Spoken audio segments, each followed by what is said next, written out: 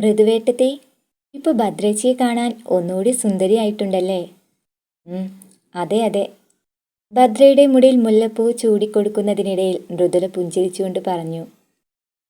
എന്തായാലും എൻ്റെ അനന്തുവേട്ടൻ്റെ സെലക്ഷനൊന്നും ഒട്ടും മോശമാവാറില്ല അല്ലേ ഏട്ടത്തി? ഏട്ടനെ പൊക്കി പറയാൻ ശ്രമിക്കുന്ന അമ്മുവിനെ ഒന്ന് ഒളിക്കണ്ണിട്ട് നോക്കി ഭദ്ര ഒരു കള്ളച്ചിരി ചിരിച്ചു. നിശ്ചയത്തിനായുള്ള ഒരുക്കങ്ങളൊക്കെ ചെയ്തു തീർന്നതിൻ്റെ സംതൃപ്തിയോടെ ഭദ്ര അവിടെ നിന്നും എഴുന്നേറ്റപ്പോഴും അവളുടെ മനസ്സ് മറ്റെന്തൊക്കെയോ അസ്വസ്ഥതകൾ കൊണ്ട് തിങ്ങി നിറയുകയായിരുന്നു. ഇത്രയൊക്കെ ഒരുങ്ങിയിട്ടും ഭദ്രയുടെ മുഖത്ത് എന്താ യാതൊരു തെളിച്ചവും കാണാത്തേ? എന്തു പറ്റി?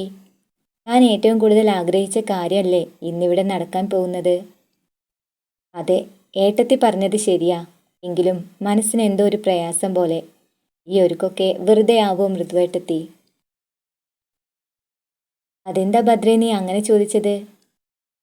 അല്ല, അനന്തുവേട്ടൻ ഇതുവരെയും ആ സംസാരം എവിടേക്ക് എത്തുമെന്ന് അറിയാവുന്നത് കൊണ്ട് മൃദുല കൂടുതലൊന്നും ചോദിക്കാനോ പറയാനോ നിന്നില്ല. എല്ലാം ഭംഗിയായി നടക്കുമെന്ന് അവളെ പറഞ്ഞ് ആശ്വസിപ്പിച്ചുകൊണ്ട് അവൾ അവിടെ നിന്നും ഇറങ്ങിപ്പോകുമ്പോഴും ഭദ്ര അനന്തുവിൻ്റെ ഫോണിലേക്ക് വീണ്ടും വിളിച്ചുകൊണ്ടേയിരുന്നു. അനന്തനാരായണനും ഭദ്രയും ചെറുപ്പം മുതലേ അറിയുന്നവരാണ്. അനന്തുവിൻ്റെ അച്ഛൻ വിശ്വംഭരൻ്റെ സഹോദരിയാണ് വനജ എന്ന ഭദ്രയുടെ അമ്മ. ഒരു മതിൽക്കെട്ടിനപ്പുറത്താണ് ഇരു കൂട്ടരും താമസിച്ചിരുന്നത്. ചെറുപ്പത്തിൽ പറഞ്ഞുവെച്ച ബന്ധത്തിൻ്റെ പേരിലാണ് ഇന്ന് അവരെല്ലാവരും അവിടെ സന്തോഷത്തോടെ ഒത്തുകൂടിയിരിക്കുന്നത്.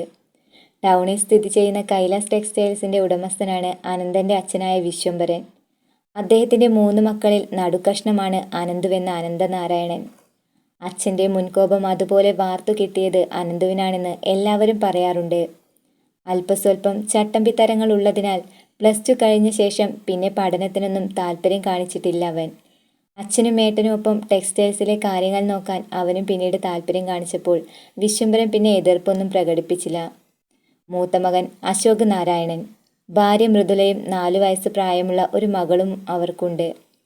മൃദുല ആ കുടുംബത്തിന് ഇണങ്ങിയ മരുമകൾ എന്ന പോലെ തന്നെ കൈലാസത്തിലെ എല്ലാവരെയും കുറിച്ച് അവൾക്ക് നന്നായി അറിയാമായിരുന്നു. അമ്മ രേണുകയും ഒരു സാധു ആയതുകൊണ്ട് അമ്മായിയമ്മ പോരൊന്നും മൃദുവിന് ഇതുവരെ സഹിക്കേണ്ടി വന്നിട്ടില്ല. പിന്നെയുള്ളത് നാത്തൂൻ എന്നതിനേക്കാൾ അപ്പുറമായിരുന്നു അമ്മുക്കുട്ടി എന്ന അമൃതലക്ഷ്മിയുടെ സ്നേഹം. ഏട്ടത്തി എന്ന് വെച്ചാൽ തിരിച്ച് അമ്മുവിനും ജീവനായിരുന്നു.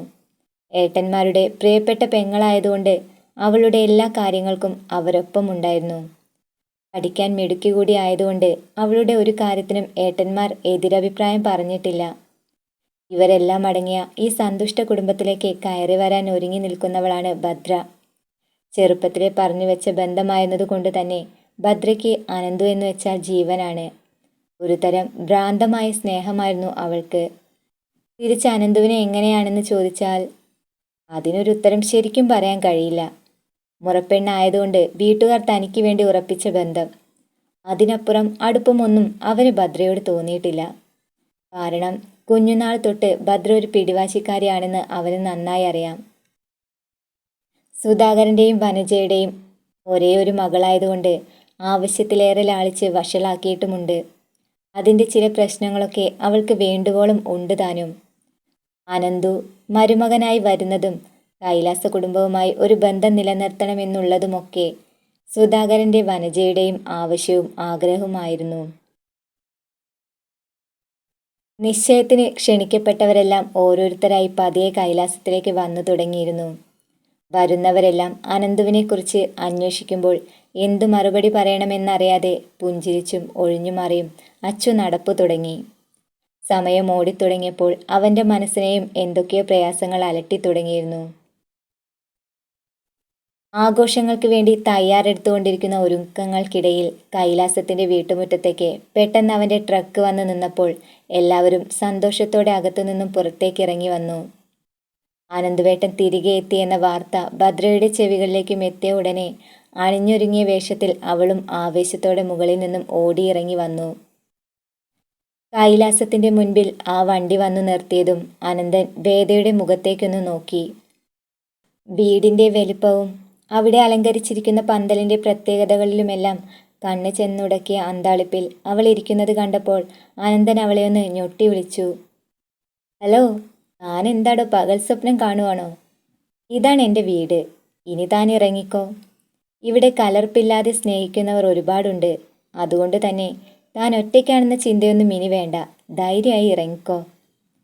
അവനൊരു പുഞ്ചിരിയോടെ അതും പറഞ്ഞ് ഡോർ തുറന്ന് പുറത്തേക്ക് ഇറങ്ങാൻ ശ്രമിക്കുന്നതിനിടയിലാണ് വേദ പെട്ടെന്ന് അവനെ തിരിച്ചു വിളിച്ചത്. സാർ, ഒരു നിമിഷം. അത് കേട്ടതും അവൻ വേഗം തിരിഞ്ഞു നോക്കി. എന്താ, താൻ ഇറങ്ങുന്നില്ലേ?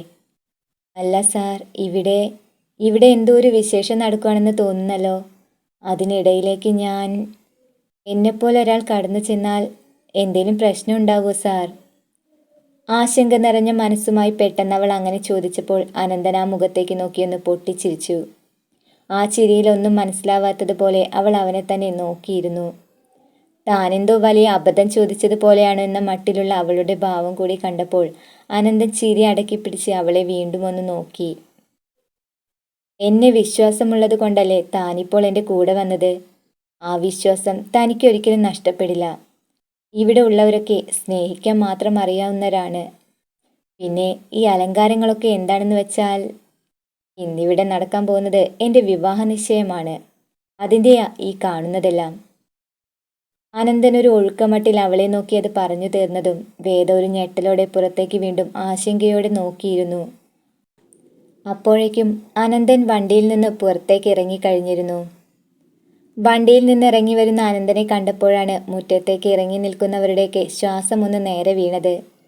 ചിരിച്ച മുഖത്തോടെ അവൻ ഓടിവന്ന് അമ്മ രേണുകയെ കെട്ടിപ്പിടിച്ച് ഉമ്മ വെച്ചതും അതൊരു പരിഭവത്തോടെ തട്ടിമാറ്റി രേണുക മുഖം തിരിഞ്ഞു നിന്നു. വേണ്ട വേണ്ട, അങ്ങനെ ഇപ്പോൾ അമ്മയെ സോപ്പിടൊന്നും വേണ്ട. ഇത്രയും നേരം മനുഷ്യനെ ഇട്ട് തീ തീറ്റിക്കല്ലായിരുന്നു നീ. ഇന്നിവിടെ നടക്കാൻ പോകുന്നത് എന്താണെന്ന് ഒരു ഓർമ്മയെങ്കിലും നിനക്കുണ്ടായിരുന്നെങ്കിൽ നീ ഇങ്ങനെ ചെയ്യില്ലായിരുന്നല്ലോ അനന്തു. കുറച്ചു നേരം കൊണ്ട് നീ എല്ലാവരെയും വിഷമിപ്പിച്ച് കളഞ്ഞല്ലോടാ ചട്ടമ്പി. ഓ സോറി മാതാശ്രീ, മനഃപൂർവ്വം ചെയ്തു പോയതല്ല, അങ്ങനെയൊക്കെ സംഭവിച്ചു പോയതാണ്. ഒന്ന് ക്ഷമിക്കുക എൻ്റെ പൊന്നമ്മേ. വരുന്ന വഴിക്ക് പ്രതീക്ഷിക്കാതെ ചില പ്രശ്നങ്ങളിൽ പെട്ടു. അതൊന്ന് സോൾവ് ചെയ്യാൻ ശ്രമിച്ചതുകൊണ്ടാ ഇത്രയും നേരം വൈകിയത്. അതെന്ത് പ്രശ്നമാടാ അനന്തു? വഴിയിൽ വല്ല ചെക്കിങ്ങോ മറ്റോ അങ്ങനെ എന്തേലും ഉണ്ടായോടാ? പെട്ടെന്ന് ഇടയിൽ കയറി അച്ചു അത് ചോദിച്ചതും അവൻ പുഞ്ചിരിച്ച് അവന് നേരെ ഒന്ന് കണ്ണിറുക്കി കാട്ടി. ഏയ്, ഇതൊന്നുമല്ല അച്ചുവേട്ടാ, അതുക്കും മേലെയാ. അവൻ വീണ്ടും അവരുടെയൊക്കെ ആകാംക്ഷയെ മുൾമുനയിൽ നിർത്തി വണ്ടിയിലേക്ക് നോട്ടം എത്തിച്ചപ്പോൾ അവനൊപ്പം അവിടെ കൂടിയിരുന്നവരെല്ലാം പെട്ടെന്ന് അങ്ങോട്ട് കണ്ണുകൾ പായിച്ചു. വേദേ! ആ വിളി കേട്ടതും ഡോറ് തുറന്നവൾ പതിയെ പുറത്തേക്ക് ഇറങ്ങി നിന്നു. ആരെയും നോക്കാതെ തല താഴ്ത്തി നിൽക്കുന്നവളെ കണ്ട് അവൻ വീണ്ടും വിളിച്ചു. എടോ, താനെന്താ അവിടെ തന്നെ നിന്ന് കളഞ്ഞത്? ഇങ്ങോട്ട് കയറി വാടോ. യാതൊരു കൂസലുമില്ലാതെ അവൻ ചെയ്യുന്ന പ്രവൃത്തികളിൽ അത്ഭുതം പ്രകടിപ്പിച്ചുകൊണ്ട് അവരെല്ലാവരും പരസ്പരം മുഖത്തേക്കൊന്ന് നോക്കി. സംഭവിക്കുന്നത് എന്താണെന്നറിയാതെ എല്ലാവരും കണ്ണുകൾ വിടർത്തി നിൽക്കുന്നതിനിടയിലാണ് വിശ്വനും ഭദ്രയുടെ അച്ഛനും അമ്മയുമെല്ലാം ആശങ്കയോടെ അവിടേക്ക് വന്നെടുത്തത്. കാണാൻ വെളുത്ത നിറവും മെലിഞ്ഞു കൊലുന്നനെയുള്ള ശരീരഴകിൽ അരയ്ക്കൊപ്പം നീണ്ടുകിടക്കുന്ന കോലൻ മുടിയുമുള്ള ഒരു പെൺകുട്ടി. ആരു കണ്ടാലും ഒറ്റ നോട്ടത്തിൽ അവളെ ഒന്ന് നോക്കിപ്പോകുന്ന സൗന്ദര്യം ഉണ്ടായിരുന്നു അവൾക്ക്. എന്നാൽ അവളുടെ ആ സൗന്ദര്യം പേടിയോടെ അവിടെ നോക്കി കാണുകയായിരുന്നു ഭദ്ര. അനന്തേട്ടനും അവളും തമ്മിൽ എന്ത് ബന്ധമാണെന്നറിയാനുള്ള ആകാംക്ഷ അവളുടെ കണ്ണുകളെ പിടിച്ചു വലിച്ചു നിർത്തുമ്പോൾ അവിടെ നിൽക്കുന്നവരുടെ എല്ലാം ഹൃദയമിടിപ്പ് കൂടിക്കൂടി വരികയായിരുന്നു. അപ്പോഴേക്കും അല്പം മടിയോടെ വേദ അവൻ്റെ അടുത്തേക്ക് വന്നു നിന്ന് കഴിഞ്ഞിരുന്നു. അവിടെ കൂടിയിരിക്കുന്നവരുടെ ഒന്നും മുഖത്തേക്ക് നോക്കാനുള്ള ധൈര്യമില്ലാത്ത മട്ടിൽ അവൻ്റെ പിറകിൽ പതുങ്ങി നിൽക്കുന്നവളെ കണ്ട് ഒന്നും മനസ്സിലാവാതെ രേണുകയും മൃദുലയും വീണ്ടും സംശയത്തോടെ ഒന്ന് നോക്കി. അതിനിടയിലാണ് ആനന്ദൻ്റെ അച്ഛൻ പെട്ടെന്ന് അവർക്കിടയിലേക്ക് ഇറങ്ങിച്ചെന്നത്. മുൻകോപം മുന്നിൽ നിൽക്കുന്നതുകൊണ്ട് ആനന്ദൻ പറയുന്നതിനു മുമ്പേ അയാളുടെ ചോദ്യങ്ങൾ പെട്ടെന്ന് അവന് നേരെ പാഞ്ഞെടുത്തു. ഏതാടാ ഇവള്? അയാൾ ഗൗരവത്തോടെ ചോദിച്ചു. അച്ഛാ, ഇതാണ് വേദ.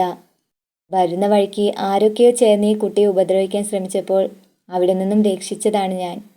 പോകാൻ ഒരിടമില്ലെന്ന് പറഞ്ഞപ്പോൾ ഞാനാ പറഞ്ഞത് എൻ്റെ കൂടെ വന്നോളാൻ. അവനത് പറഞ്ഞവസാനിപ്പിക്കുന്നതിന് മുൻപേ വിശ്വംഭരൻ അവൻ്റെ ചെകിടത്തേക്ക് ആഞ്ഞടിച്ചു കഴിഞ്ഞിരുന്നു. ആ ശബ്ദം കേട്ട ഞെട്ടലോടെ എല്ലാവരും അല്പം ഒന്ന് പതറിപ്പോയി. ഒട്ടും പ്രതീക്ഷിക്കാത്ത രീതിയിലുള്ള തൻ്റെ അച്ഛൻ്റെ ആ പ്രതികരണത്തിൽ ആശ്ചര്യപ്പെട്ട് നിന്നു പോവുകയായിരുന്നു അന്നേരം അനന്തനും. പെട്ടെന്ന് അങ്ങനെയെല്ലാം സംഭവിച്ചപ്പോൾ പേടിയോടെ എന്തു ചെയ്യണമെന്ന് പോലും അറിയാതെ വേദ അവൻ്റെ പിറകിലേക്ക് മറഞ്ഞു നിന്നു. മകനെ തല്ലിയത് കണ്ടു നിൽക്കാനാവാതെ രേണുകയുടെയും ഹൃദയമൊന്ന് പിടഞ്ഞുപോയി. അപ്പോഴും കണ്ണുകൾ ജ്വലിപ്പിച്ച് വിശ്വം അവനെ തന്നെ നോക്കി. ഇത്രയും പേരിവിടെ നിനക്ക് വേണ്ടി കാത്തിരിക്കുമ്പോൾ ഏതോ ഒരു പെണ്ണിനെയും കൂട്ടി ഇവിടേക്ക് വന്നു കയറാൻ നിനക്ക് എങ്ങനെ അനന്തു ധൈര്യം വന്നത്? നിനക്ക് വേണ്ടി ഇവിടെ ഒരു പെൺകുട്ടി അണിഞ്ഞൊരുങ്ങി നിൽക്കാൻ തുടങ്ങിയിട്ട് കുറേ നേരമായെന്ന ചിന്തയെങ്കിലും നിനക്കുണ്ടായിരുന്നെങ്കിൽ നീ ഒരിക്കലും ഇങ്ങനൊരു കാര്യം ചെയ്യില്ലായിരുന്നു. നീ ഞങ്ങളെയൊന്നും ഓർത്തില്ലെങ്കിലും വേണ്ട. എന്നാൽ നിനക്ക് വേണ്ടി കാത്തിരിക്കുന്ന ഈ പെൺകുട്ടിയെക്കുറിച്ചെങ്കിലും നിനക്കൊന്ന് ചിന്തിക്കാമായിരുന്നില്ലേടാ? അനന്തൻ്റെ അച്ഛൻ തന്നെ സപ്പോർട്ട് ചെയ്ത് പറയുന്നത് കേട്ടപ്പോൾ ഭദ്രയ്ക്കത് സഹിക്കാനായില്ല. അവൾ കരഞ്ഞുകൊണ്ട് വേഗം അകത്തേക്ക് ഓടിക്കയറിപ്പോയി. അതിനെ അനുഗമിച്ച് അവളെ ആശ്വസിപ്പിക്കാനായി വനജയും കൂടെ ഓടിയപ്പോൾ വിശ്വം ഒന്നുകൂടി കലിയിളകി അവനെ ഒന്ന് നോക്കി. അച്ഛൻ, ഞാനൊന്ന് പറയട്ടെ? നിങ്ങൾ വിചാരിക്കും പോലെ ഒന്നുമല്ല കാര്യങ്ങൾ. വേണ്ട അനന്തു, ഇനി നീ ഒന്നും പറയാൻ ശ്രമിക്കണ്ട. ഇവളെയും വിളിച്ച് നീ എൻ്റെ മുന്നേന്ന് ഇറങ്ങിപ്പോകുന്നതാ നിനക്ക് നല്ലത്. ഇല്ലെങ്കിൽ ഒരു പക്ഷേ എൻ്റെ സമനില തന്നെ തെറ്റിപ്പോകും. അയാൾ മറ്റൊന്നും കേൾക്കാൻ കൂട്ടാക്കാതെ അവിടെ നിന്നും പോകാൻ ഒരുങ്ങിയത് കണ്ടാണ് പെട്ടെന്ന് വേദ ഓടിച്ചെന്ന് അയാളുടെ കാൽക്കലേക്ക് വീണു കരഞ്ഞത്. ഒരു ഞെട്ടലോടെ പെട്ടെന്ന് എല്ലാവരും അത് നോക്കി നിൽക്കെ അവൾ അദ്ദേഹത്തിൻ്റെ കാലിൽ പിടിച്ച് കണ്ണീരുതിർത്തപ്പോൾ അയാൾ ഒരു നിമിഷം അറിയാതെ അവിടെ നിന്ന് പോയി. അച്ഛാ, അങ്ങനെ വിളിക്കാമോ എന്ന് എനിക്കറിയില്ല. അച്ഛൻ കരുതുന്നത് പോലെ ഈ കുടുംബത്തിലൊരു പ്രശ്നമുണ്ടാക്കാനോ നിങ്ങളെയൊക്കെ മനഃപൂർവ്വം ബുദ്ധിമുട്ടിക്കാനോ വേണ്ടി വന്നവളല്ല ഞാൻ. നിവൃത്തികേടുകൊണ്ട് അറിയാതെ ഇവിടേക്ക് എത്തിപ്പോയതാണ്. അച്ഛൻ്റെ മകൻ യാതൊരു തെറ്റും ചെയ്തിട്ടില്ല. ദയവ് ചെയ്ത് നിങ്ങളൊന്നും സാറിനെ സംശയിക്കരുത്. ഞാൻ നിങ്ങൾക്ക് ആർക്കും ഒരു ശല്യവും ആവില്ല. എങ്ങോട്ടെങ്കിലും പോയിക്കോളാം ഞാൻ. എൻ്റെ പേര് നിങ്ങളാരും സാറിനെ ഉപേക്ഷിക്കരുത്. പ്ലീസ് അച്ഛാ, ഞാൻ പറയുന്നതൊന്ന് വിശ്വസിക്കണം. എല്ലാവർക്കും മുൻപിലിരുന്ന് കണ്ണീർ പൊഴിക്കുന്ന ആ പെൺകുട്ടിയെ കണ്ടപ്പോൾ അനന്തുവിൻ്റെ അമ്മയ്ക്കും മൃദുലയ്ക്കൊന്നും അത് സഹിക്കാനായില്ല. ആരോരുമില്ലാത്ത ഒരു പെൺകുട്ടിയുടെ നിസ്സഹായതയെക്കുറിച്ച് ഓർത്തപ്പോൾ അവരുടെ മനസ്സിടറിയെങ്കിലും അനന്തുവിൻ്റെ അച്ഛനെ പെട്ടെന്ന് എതിർക്കാനാവാതെ അവരെല്ലാം സങ്കടത്തോടെ നോക്കി നിന്നു. എന്നാൽ ഒരു തെറ്റും ചെയ്യാതെ സ്വന്തം അച്ഛൻ്റെ കാൽക്കൽ വീണു കരയുന്ന വേദയെ കണ്ടപ്പോൾ അനന്തുവിന് പെട്ടെന്നത് സഹിക്കാനായില്ല. ഒരു പാവം പിടിച്ച പെൺകുട്ടിയുടെ നിസ്സഹായാവസ്ഥ പോലും തിരിച്ചറിയാൻ കഴിയാത്തവരാണോ തൻ്റെ വീട്ടുകാരെന്ന വേദനയോടെ അവൻ അവളെ വേഗം പിടിച്ച് അവിടെ നിന്നും എഴുന്നേൽപ്പിച്ചു. അവളുടെ കയ്യിൽ മുറുകെ പിടിച്ചുകൊണ്ട് അവരെയെല്ലാം നോക്കിക്കൊണ്ടവൻ പറഞ്ഞു, ഇവൾ ആരോരുമില്ലാത്തൊരു പാവം പെൺകുട്ടിയാ. ലോഡ് കയറ്റി വരുന്ന വഴിക്കാ ഇവളെ ചിലർ ഉപദ്രവിക്കാൻ വരുന്നത് ഞാൻ കണ്ടത്. അവരിൽ നിന്നും ഇവളുടെ മാനം സംരക്ഷിക്കാൻ ശ്രമിച്ചതാണോ അച്ഛാ ഞാൻ ചെയ്ത തെറ്റ്? ഇങ്ങനൊരവസ്ഥ നമ്മുടെ അമ്മുവിനാണ് വന്നിരുന്നതെങ്കിൽ നമുക്കൊക്കെ അത് സഹിക്കാൻ പറ്റുമോ? മനുഷ്യത്വത്തിൻ്റെ പേരിൽ ഞാൻ ചെയ്തു പോയത് നിങ്ങൾക്ക് തെറ്റായി തോന്നുന്നുണ്ടെങ്കിൽ ഇനി ഞാനൊന്നും പറയാൻ ശ്രമിക്കുന്നില്ല. ഒരു പെണ്ണിൻ്റെ സങ്കടം മറ്റാരേക്കാൾ കൂടുതൽ എൻ്റെ അമ്മയ്ക്കും ഏട്ടത്തിക്കും മനസ്സിലാക്കാൻ സാധിക്കുമെന്ന് കരുതിയ ആത്മഹത്യ ചെയ്യാൻ ശ്രമിച്ചിടത്തു നിന്നും ഞാൻ ഇവളെ ഇവിടേക്ക് പിടിച്ചുകൊണ്ട് വന്നത്. അതുകൂടി കേട്ടപ്പോൾ പെട്ടെന്ന് അനന്തുവിൻ്റെ അമ്മയ്ക്ക് അത് സഹിക്കാനായില്ല. തങ്കം പോലൊരു പെൺകൊച്ച് ആത്മഹത്യ ചെയ്യാൻ ശ്രമിച്ചു എന്നറിഞ്ഞ നിമിഷത്തിൽ അവർ ഓടി വന്ന് വേദയുടെ കൈകളിൽ സ്നേഹത്തോടെ പിടിച്ചു. അവളുടെ മുഖത്തും മുടിയിലുമെല്ലാം തലോടിക്കൊണ്ടവർ അവിടെ നിന്നപ്പോൾ മൃദുവും അമ്മുവും എല്ലാം അവളുടെ അടുത്തേക്ക് ചെന്നു. പെട്ടെന്ന് അങ്ങനെയെല്ലാം കണ്ട ആശ്ചര്യത്തിൽ വേദ അനന്തുവിൻ്റെ അമ്മയുടെ മുഖത്തേക്ക് തന്നെ ഉറ്റുനോക്കി. എന്തിനാ കുട്ടി നീ മരിക്കാൻ പോയേ? എന്ത് പ്രശ്നമുണ്ടെങ്കിലും ഞങ്ങൾക്ക് പരിഹരിക്കാൻ പറ്റുന്നതാണെങ്കിൽ കുട്ടിക്ക് വേണ്ടി ഞങ്ങളത് ചെയ്തിരിക്കും. ആരോരുമില്ലെന്ന തോന്നലിനി തൽക്കാലം മാറ്റിവെച്ചേക്ക് മോള്. മൃദു, ഈ കുട്ടിയെ തൽക്കാലം നമ്മുടെ അമ്മുവിൻ്റെ റൂമിലേക്ക് കൂട്ടിക്കൊണ്ട് ചെല്ലൂ. ബാക്കിയൊക്കെ നമുക്ക് പിന്നീട് ആലോചിച്ച് തീരുമാനിക്കാം. രേണു അത് പറഞ്ഞയുടൻ മൃദുലയും അമ്മുവും സ്നേഹത്തോടെ അവളെ അകത്തേക്ക് കൂട്ടിക്കൊണ്ടുപോകാൻ ഒരുങ്ങിയതും വേദ പെട്ടെന്ന് അനന്തുവിൻ്റെ മുഖത്തേക്കൊന്ന് നോക്കി. അന്നേരം സമ്മതം അറിയിച്ചുകൊണ്ട് അവൻ തലയനക്കിയപ്പോൾ അവൾ അനുസരണയോടെ അവർക്കൊപ്പം അകത്തേക്ക് കയറിപ്പോയി. അത് കണ്ടതും ഒന്നും പറയാതെ വിശ്വംഭരൻ മുഖം തിരിഞ്ഞു നിൽക്കുന്നത് കണ്ടിട്ടും രേണുക അയാളെ സമാധാനിപ്പിച്ചു നിർത്താനായി അടുത്തേക്ക് ചെന്നു. വിശ്വേട്ടാ, കണ്ടിട്ട് അതൊരു പാവം കുട്ടിയാണെന്നാ തോന്നുന്നത്. നമ്മുടെ അമ്മുവിൻ്റെ പ്രായമേ ഉള്ളൂ അതിന്. തൽക്കാലം ആ കുട്ടി കുറച്ച് ദിവസം ഇവിടെ നിന്നോട്ടെ അല്ലേ? അതിനുശേഷം നമുക്ക് വേണ്ടത് എന്താണെന്ന് വെച്ചാൽ ചെയ്യാലോ വിശ്വേട്ടാ. ആയിക്കോട്ടെ, നിങ്ങൾ എന്താണെന്ന് വെച്ചാൽ ചെയ്തോ. പക്ഷേ ഇതൊക്കെ അവസാനം പുലിവാലാകാതിരുന്നാൽ മതി രേണു. അന്നേരം എൻ്റെ മുന്നിൽ വന്ന് നിന്ന് കരയാനോ കണ്ണീരൊലിപ്പിക്കാനോ ഒന്നും നിന്നേക്കരുത്. പറഞ്ഞില്ലെന്ന് വേണ്ട. അയാൾ അതും പറഞ്ഞ് അനന്തുവിനെയും രേണുവിനെയും തറപ്പിച്ചൊന്ന് നോക്കി. അതിനുശേഷം അകത്തേക്ക് കയറിപ്പോയി. അച്ഛൻ്റെ ആ പോക്ക് കണ്ട ഉടൻ അനന്തവും അച്ചുവും അമ്മയെ നോക്കി ഒരു ദീർഘനിശ്വാസം പുറത്തേക്ക് വിട്ടു. ദേ അനന്തു, നിന്നെ വിശ്വസിച്ച ഞാൻ അല്പം മനുഷ്യത്വം ആ കുട്ടിയോട് കാട്ടിയത്. ഇനി ഇതിൻ്റെ പേരിൽ മറ്റു വല്ല പ്രശ്നവും ഉണ്ടായാൽ പിന്നെ ഈ അമ്മയ്ക്കൊന്നും ചെയ്യാനാവില്ലെന്ന് ഞാൻ ഇപ്പോഴേ പറഞ്ഞേക്കാം, കേട്ടല്ലോ. രേണു ഒരു താക്കീതോടെ അത് പറഞ്ഞു തീർന്നതും അവൻ അമ്മയെ ചെന്ന് വേഗം കെട്ടിപ്പിടിച്ചു. ഓ എൻ്റെ അമ്മേ, അങ്ങനെയൊന്നും ഉണ്ടാവില്ല. ഈ അനന്തുവിനെ അമ്മയ്ക്ക് ഉറപ്പായും വിശ്വസിക്കാം. നിന്റെ വാക്ക് ഈ അമ്മ വിശ്വസിക്കുക. അല്ലെങ്കിൽ തന്നെ നിന്നെ വഷളാക്കുന്നത് ഞാനാണെന്ന അച്ഛൻ എപ്പോഴും പറയുന്നത്. അത് പിന്നെ അങ്ങനെ തന്നെയല്ലേ എൻ്റെ രേണുമ്മേ. തൻ്റെ 2 കൈകളും അമ്മയുടെ കഴുത്തിലൂടെ ചുറ്റി പിടിച്ചവൻ ആ നെറ്റിയിൽ പതിയൊന്ന് കുറുമ്പോടെ മുട്ടിക്കൊടുത്തു കൊണ്ടവൻ പറഞ്ഞു. എന്നാലും എൻ്റെ അമ്മയെ സമ്മതിക്കണം. ഇങ്ങനെ ഒരു ചൂടൻ ഭർത്താവിൻ്റെ കൂടെ ജീവിക്കാന്ന് വെച്ചാ അതത്ര നിസ്സാര കാര്യമൊന്നും അല്ല കേട്ടോ. ഓടാ അവിടുന്ന്. രേണു അവൻ്റെ തലയിലൊരു കിഴുക്ക് കൊടുത്ത ശേഷം അവൻ്റെ സ്നേഹവലയത്തിൽ നിന്നും വേഗം മാറി അകന്നകത്തേക്ക് കയറിപ്പോയി. അപ്പോഴേക്കും അച്ചു വന്ന് അവൻ്റെ കൈയിടുക്കിലൂടെ കോർത്തു പിടിച്ച് അവനെ അവിടെ നിന്നും വലിച്ചു കൊണ്ടുപോയി. എടാ അനന്തു, ഈ പറഞ്ഞതൊക്കെ സത്യമാണോടാ? ഏതാടാ പെൺകുട്ടി? ഇനി നീ അതിനെ എവിടുന്നെങ്കിലും അടിച്ചു മാറ്റി കൊണ്ടുവന്നതാണോടാ? എന്താ ഏട്ടാ ഇത്? ഒരു ഏട്ടൻ അനിയനോട് ചോദിക്കേണ്ട ചോദ്യമാണോ ഇത്? അതും എൻ്റെ ഈ നിശ്ചയ ദിവസം തന്നെ. ഓ പിന്നെ, ഇന്ന് നിശ്ചയമാണെന്ന് അറിഞ്ഞുകൊണ്ട് തന്നെയല്ലേടാ ഇങ്ങനൊരു കാര്യം നീ ഒപ്പിച്ചു വെച്ചത്? അതങ്ങനെയല്ല അച്ചുവേട്ടാ. ആ കുട്ടിയെക്കുറിച്ച് എനിക്ക് കൂടുതലൊന്നും അറിയില്ലെന്നുള്ളതാ സത്യം. എന്നാൽ ഒരാൾ തൻ്റെ സ്വന്തം ജീവൻ അവസാനിപ്പിക്കാൻ തീരുമാനിക്കുന്നത് അയാളുടെ പ്രതീക്ഷകളെല്ലാം അവസാനിക്കുമ്പോഴല്ലേ ഏട്ടാ? അതിനർത്ഥം ആ കുട്ടിക്ക് അത്രയേറെ വിഷമങ്ങളുണ്ടെന്നല്ലേ? ആ അവസ്ഥയിൽ ആ കുട്ടിയെ അവിടെ ഇട്ടിട്ട് പോരാൻ എന്തോ എനിക്ക് തോന്നിയില്ല അച്ചുവേട്ടാ. ആ ആയിരിക്കാം. പക്ഷേ അത് കരുതി ആ കുട്ടിയെ നമുക്കിന്ന് ഇവിടെ നിർത്താനാവില്ലല്ലോ അനന്തു. അവൾക്കും ചോദിക്കാനും പറയാനൊക്കെ ആരെങ്കിലുമൊക്കെ ഉണ്ടാവില്ലേ? അതിനെക്കുറിച്ച് ചില സൂചനകളൊക്കെ അവൾ എന്നോട് പറഞ്ഞു കഴിഞ്ഞു ഏട്ടാ. പക്ഷേ ഈ തിരക്കിൽ അവളെ പെട്ടെന്ന് അങ്ങോട്ട് എത്തിക്കുക എന്നുള്ളത് അല്പം റിസ്ക് പിടിച്ചതായതുകൊണ്ടാണ് ഞാൻ അതിന് മെനക്കെടാതെ അവളെ ഇവിടേക്ക് കൂട്ടിക്കൊണ്ടു വന്നത്. ശരി ശരി, എങ്കിൽ പിന്നെ ഈ തിരക്കെല്ലാം കഴിയട്ടെ, ബാക്കിയൊക്കെ നമുക്ക് വേണ്ടതുപോലെ ചെയ്യാം. എന്തായാലും ആ കുട്ടിയെ അകത്തേക്ക് കയറ്റിയപ്പോൾ നമ്മുടെ അച്ഛൻ എതിരൊന്നും പറഞ്ഞില്ലല്ലോ, അത് തന്നെ മഹാഭാഗ്യം. എന്തായാലും അതൊക്കെ അവിടെ ഇരിക്കട്ടെ. ഇനി നീ ചെന്ന് വേഗം ഫ്രഷായി വാ. ഇന്നെല്ലാവരും കൂടി നിന്റെ കാല് കെട്ടിയിടാൻ പോവല്ലേ? കാല് കെട്ടിയിടേ? ആ, നിശ്ചയം കഴിഞ്ഞാൽ പിന്നെ അവളുമാരുടെ പാതി അധികാരം നമ്മളോട് അവർ കാട്ടിത്തുടങ്ങില്ലേ അനന്തു? അതിനെയാ ഈ കാല് കെട്ടിയിടലെന്ന് പറയുന്നത്. ഓഹോ, അപ്പോൾ ഇതൊക്കെ അറിഞ്ഞു വെച്ചാണല്ലേ അച്ചുവേട്ടൻ എന്നെ മനഃപൂർവ്വം ഒരു കുഴിയിലേക്ക് തള്ളിവിടാൻ ഒരുങ്ങുന്നത്? ഒന്ന് പോടാ അവിടുന്ന്. എന്നിട്ട് ഇവിടെ ആരും പെണ്ണ് കെട്ടാണ്ടിരിക്കുന്നില്ലല്ലോ. ഇതൊക്കെ പ്രകൃതി നിയമമായിട്ട് കരുതിക്കോ നീ. തൽക്കാലം ഞാൻ പറഞ്ഞത് തിരിച്ചെടുത്തിരിക്കുന്നു. എന്താ അതുപോരെ? അത് പറഞ്ഞപ്പോൾ അനന്തു അച്ചുവിനെ ഒന്ന് ഒഴിഞ്ഞു നോക്കി തലയാട്ടി. ഇങ്ങനെ തലയാട്ടി നിൽക്കാതെ വേഗം ചെന്ന് ഒരുങ്ങാൻ നോക്കടാ. ഇനി അതിൻ്റെ പേരിൽ നമ്മുടെ അച്ഛൻ കൊടി പിടിക്കാൻ വരണ്ട. അവൻ അതും പറഞ്ഞ് ഒരു കള്ളച്ചിരിയോടെ അകത്തേക്ക് കയറിപ്പോയി. മോളെ, നീയൊന്ന് കരയാണ്ടിരിക്കേ. അനന്തു അങ്ങനെയൊന്നും ചെയ്യുന്ന പയ്യനല്ല. അവനെ നമുക്കറിയില്ലേ മോളെ? അറിയാം, എല്ലാവർക്കും എല്ലാം അറിയാം. അതുകൊണ്ടാണല്ലോ അവളെ എല്ലാവരും കൂടി കൈലാസത്തിലേക്ക് കൈപിടിച്ച് കയറ്റിയത്. ഇനിയിപ്പോൾ എൻ്റെ ആവശ്യം എന്തിനാ ഇവിടെ? ഞാൻ എന്തിനാ അമ്മ ഇങ്ങനെ ഒരു വെഡ്ഡിവേഷം കെട്ടുന്നത്? ഇതൊക്കെ വലിച്ചൂരി കളയട്ടെ ഞാൻ? ഒരു ഭദ്രകാളിയെ പോലെ ഉറഞ്ഞു തുള്ളിക്കൊണ്ടവൾ അത് ചോദിച്ചപ്പോൾ വനജയ്ക്ക് പെട്ടെന്നാകെ ഭയം തോന്നി. ഇത്രയും നേരം പുഞ്ചിരിച്ചുകൊണ്ട് നിന്നിരുന്ന തൻ്റെ മകൾ ഒറ്റ നിമിഷം കൊണ്ടാണ് ഈ അവസ്ഥയിൽ എത്തിച്ചേർന്നത്.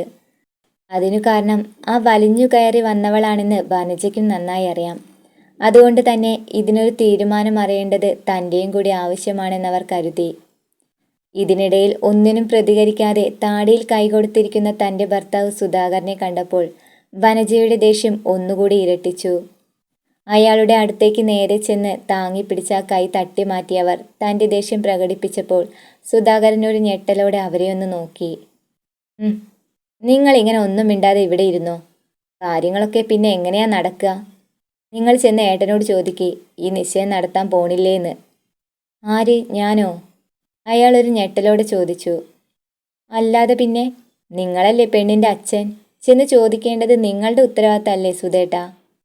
എന്നാ പിന്നെ നീയും കൂടെ വാ ഒരു ധൈര്യത്തിന്. ഷോ, ഇങ്ങനൊരു മനുഷ്യനെ ഞാൻ എൻ്റെ ജീവിതത്തിൽ കണ്ടിട്ടില്ല. സ്വന്തം മകളുടെ നിശ്ചയം മുടങ്ങിയിരിക്കുമ്പോൾ എന്താ ചെയ്യേണ്ടതെന്ന് ഞാൻ പറഞ്ഞിട്ട് വേണോ നിങ്ങൾക്ക് ചെയ്യാൻ? അല്ല വനജെ, നമ്മളിപ്പോൾ എടുത്തുചാടി എന്തോന്നാ അവിടെ ചെന്ന് ചോദിക്കേണ്ടത്? അതിനു മാത്രം ഇവിടെ ഇപ്പം എന്താ ഉണ്ടായത്? അത് ശരി. അപ്പോൾ ഇത്രയൊക്കെ സംഭവിച്ചിട്ടും നിങ്ങൾക്കൊന്നും തോന്നുന്നില്ലേ സുധേട്ടാ? എവിടെയോ കിടക്കുന്ന ഏതോ ഒരുത്തിയെ വീട്ടിലേക്ക് വിളിച്ചു കയറ്റി എല്ലാവരും സന്തോഷിച്ചിരിക്കുമ്പോൾ നമ്മുടെ കുഞ്ഞു മാത്രം ഇവിടെ സങ്കടപ്പെട്ടിരിക്കുന്നു. ആ സങ്കടത്തെക്കുറിച്ച് ആരും ഒന്ന് ചോദിക്കുന്നുമില്ല, മനസ്സിലാക്കുന്നുമില്ല. ഓ എൻ്റെ വനജേ, അതൊക്കെ ഇത്ര വലിയ കാര്യമാക്കണോ? അതൊരു പാവം കുട്ടി. ആരോരുമില്ലാത്ത ഒരു കുട്ടിയെ നമ്മുടെ അനന്തു രക്ഷിച്ച് ഇവിടേക്ക് കൂട്ടിക്കൊണ്ടുവന്നെന്ന് കരുതി നമ്മുടെ മോൾക്ക് എന്ത് പ്രശ്നമുണ്ടാകാനാ? മാത്രല്ല, ഇതിൻ്റെ പേരിൽ എങ്ങനെയാ നിശ്ചയം മുടങ്ങിപ്പോകുന്നത്? ഓഹോ, അപ്പോൾ ഇതൊന്നും നിങ്ങൾക്ക് അത്ര വലിയ പ്രശ്നമല്ല. ആയിക്കോട്ടെ, എന്നാൽ പിന്നെ നിങ്ങളിവിടെ ന്യായം പറഞ്ഞിരുന്നോ? ഇനി എന്താ ചെയ്യേണ്ടതെന്ന് ഈ വനജയ്ക്ക് നന്നായി അറിയാം. കണ്ണുരുട്ടിക്കൊണ്ട് വനജ അത് പറഞ്ഞ ശേഷം അവിടെ നിന്നും പുറത്തേക്ക് ഇറങ്ങാൻ നേരമാണ് രേണുകയും വിശ്വനും പുഞ്ചിരിച്ചുകൊണ്ട് അവർക്കടുത്തേക്ക് നടന്നു വരുന്നത് വനജ കണ്ടത്.